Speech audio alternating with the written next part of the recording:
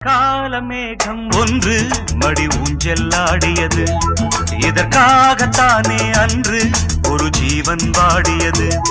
மழைக்கால மேகம் ஒன்று மடி ஊஞ்செல்லாடியது, இதற்காகத்தானே அன்று ஒரு ஜீவன் வாடியது. இத்தனை காலம் சித்திர பெண்ணை பார்வை தேடியது, ஒரு பாடல் பாடியது, அதில் மூடல்